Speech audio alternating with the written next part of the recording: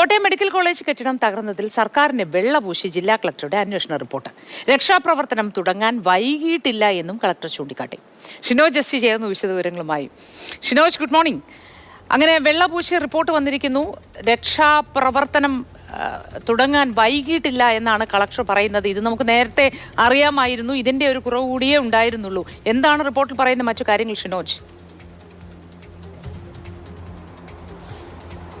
മോത്തി സൂചിപ്പിച്ചതുപോലെ തന്നെ മറിച്ചൊരു റിപ്പോർട്ട് നമ്മൾ പ്രതീക്ഷിച്ചിരുന്നില്ല.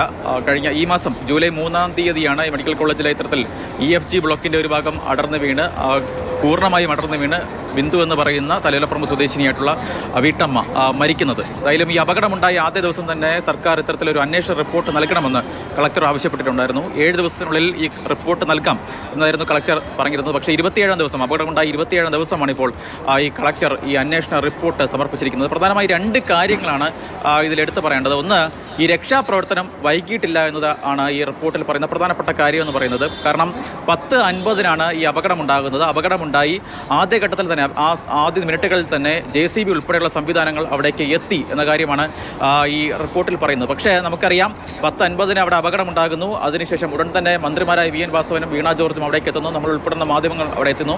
12:30-ക്കാണ് ഈ അപകട സ്ഥലത്തേക്ക് ഈ JCB ഉൾപ്പെടെയുള്ള തെരച്ചിൽ സംവിധാനങ്ങൾ അവിടേക്ക് എത്തുന്നത്.